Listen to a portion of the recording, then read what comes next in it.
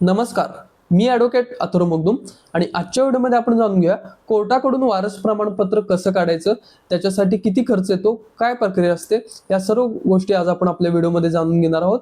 तर चला सुरू करूया.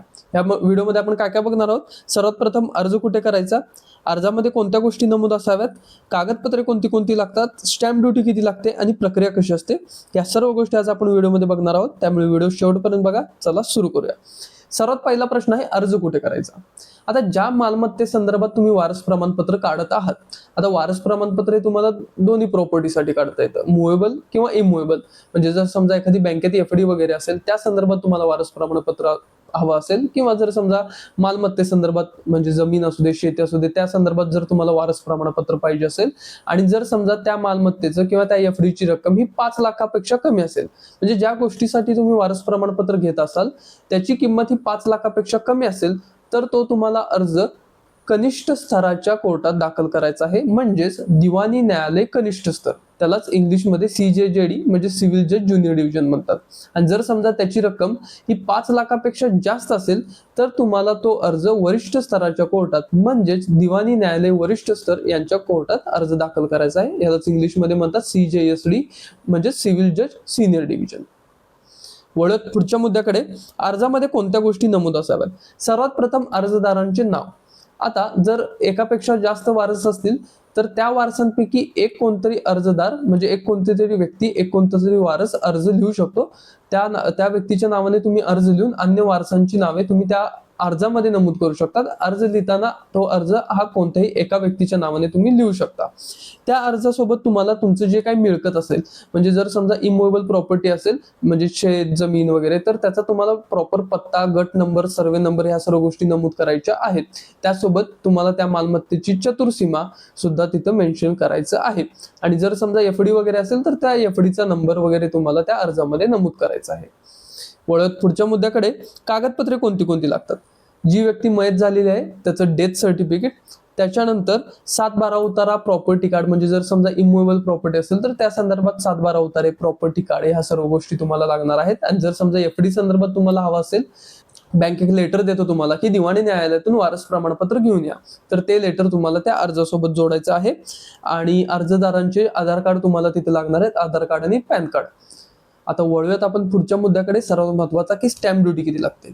जर समजा तुमची मालमत्ता ही 1,000 रुपये ते 50,000च्या दरम्यान असेल तर त्याच्यासाठी 2% स्टॅम्प ड्युटी लागणार. जर मालमत्ता ही 50,000 ते 2 लाखाच्या दरम्यान असेल तर त्याच्यासाठी 4% स्टॅम्प ड्युटी लागणार. आणि 2 लाखापेक्षा जास्त असेल मालमत्तेचं रक्कम तर त्याच्यासाठी 6 ते 7.5% स्टॅम्प ड्युटी लागणार. आता मॅक्झिमम लिमिट जी आहे स्टॅम्प ड्युटीची ती आहे 75,000 रुपये. म्हणजे मॅक्झिमम तुम्हाला जर वारस प्रमाणपत्र काढून घ्यायचं असेल कोर्टाकडून तर मॅक्झिमम स्टॅम्प ड्युटी ही 75,000 एवढीच रक्कम असते. 75,000च्या वर तुम्हाला स्टॅम्प ड्युटी भरायला लागू शकत नाही. आता वळत आपण पुढच्या मुद्द्याकडे, सर्वात महत्वाचा मुद्दा म्हणजे प्रक्रिया. कशी प्रक्रिया असते, वारस प्रमाणपत्र कोर्टातून कसं काढून घ्यायचं, तर जाणून घ्या. सर्वात प्रथम तुम्हाला कोर्टामध्ये अर्ज दाखल करायचा आहे, त्या अर्जाला 10 रुपयाचं तिकीट जोडायचं आहे. अर्ज दाखल केल्यानंतर तुम्ही जे कोण अर्जदार असाल त्यांचं अर्जदार या सदरामध्ये नाव येईल आणि जाबदार इथे कोणीही नाही असं नाव येईल. आणि कोर्टामध्ये तुमची एखादी तारीख नेमली जाईल. तारीख नेमल्यानंतर जज साहेब तुम्हाला सांगतील की तुम्ही पेपरामध्ये या वारस प्रमाणपत्रासंदर्भात एक जाहीर नोटीस द्या. मग तुम्हाला कोणत्याही वृत्तपत्रात जाहीर नोटीस द्यायची आहे तुमच्या त्या वारस प्रमाणपत्रासंदर्भात. जाहीर नोटीस दिल्यानंतर साधारण एक 30 ते 45 दिवसांचा गॅप ठेवला जातो तुमच्या पुढच्या तारखेपर्यंत. आणि त्या 30 ते 45 दिवसांच्या गॅपमध्ये म्हणजे पुढच्या तारखेपर्यंत जर समजा त्या जाहीर नोटीसला कोणी हरकत घेतली नाही, कोणी ऑब्जेक्शन घेतलं नाही, तर तुम्हाला लगेच वारस प्रमाणपत्र मिळून जातं. जर समजा कोणी हरकत घेतली, कोणी ऑब्जेक्शन घेतलं, तर कोर्टात कसा दिवाणी दावा चालतो तसंच तुमची ही जी काही वारस प्रमाणपत्राचं जे काही अर्ज आहे त्याची प्रक्रिया चालू होईल. त्याच्यामध्ये मग परत त्या गोष्टी आल्या की तुमचे एव्हिडन्स म्हणजे पुरावे सादर करावे लागतील, आर्ग्युमेंट होतील आणि त्याच्यानंतर कोर्ट जे काय आहे ते न्यायनिवाडा देईल, म्हणजे त्या वारस प्रमाणपत्राचा तुमचा जो काही अर्ज आहे त्याच्यावर निर्णय देईल. आणि इथे मी गोष्ट सांगतो, मी व्हिडिओच्या सुरुवातीला काय सांगितलेलं, 5 लाखापेक्षा कमी किंमत असेल तर तुम्हाला कनिष्ठ स्तराच्या कोर्टात अर्ज दाखल करायचा आहे आणि 5 लाखापेक्षा जास्त किंमत असेल तर तुम्हाला वरिष्ठ स्तराच्या कोर्टात अर्ज दाखल करायचा आहे. पण जर समजा तुमची रक्कम 5 लाखापेक्षा कमी असेल, तुम्ही कनिष्ठ स्तराच्या कोर्टात अर्ज दाखल केला असेल आणि ह्या प्रक्रियेदरम्यान म्हणजे ज्यावेळेस तुम्ही जाहीर नोटीस पब्लिश करता न्यूजपेपरमध्ये आणि त्याच्यानंतर जर समजा एखाद्या व्यक्तीने हरकत घेतली, तर हरकत घेतल्यानंतर तुमचा जसा दिवाणी दावा चालतो तसं तुमची अर्जाची प्रक्रिया चालणार.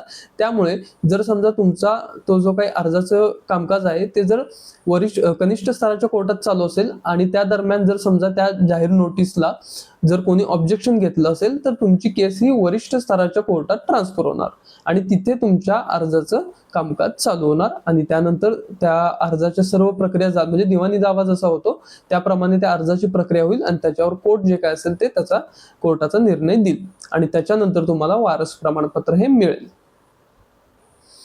तर मी आशा करतो तुम्हाला हा व्हिडिओ समजला असेल. तरी या संदर्भात काही शंका असतील तर तुम्ही कमेंटमध्ये विचारू शकता. आणि राहिली गोष्ट वारस प्रमाणपत्रासाठी येणाऱ्या खर्चाची, तर हा खर्च पूर्णपणे डिपेंड करतो की तुमच्या त्या वारस प्रमाणपत्रासाठी स्टॅम्प ड्युटी किती लागणार आहे.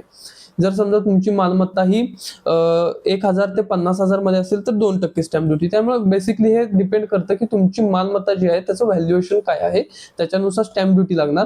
पण स्टॅम्प ड्युटी सोडून जर अन्य खर्च बघायला गेला तर त्याच्यामध्ये पेपरामध्ये जाहीर नोटीस देणे ह्याच्यासाठी एक 5 ते 10,000 साधारण खर्च येऊ शकतो आणि वकिलांच्या फीस सुद्धा वारस प्रमाणपत्राचं कामकाज चालवण्यासाठी 15 ते 20,000 किंवा 25,000. हे डिपेंड करतं की तुम्ही कोणत्या क्षेत्रात आहात, म्हणजे कोणत्या जिल्ह्यात आहात, कोणत्या तालुक्यात आहात, ह्यावर त्या गोष्टी डिपेंड करतात आणि त्याच्यानुसार वकिलांची फीस ठरवली जाते. त्यामुळे वारस प्रमाणपत्रासाठी फिक्स असा काही खर्च सांगता येणार नाही, पण साधारण हे डिपेंड करतं की तुमची स्टॅम्प ड्युटी किती आहे आणि तुम्ही कोणत्या कोर्टात केस दाखल करत आहात आणि तिथल्या एरियामधल्या वकिलांचे जे काही चार्जेस आहेत त्याच्यावर त्या गोष्टी डिपेंड करतात. तर मी आशा करतो तुम्हाला हा व्हिडिओ आवडला असेल. धन्यवाद.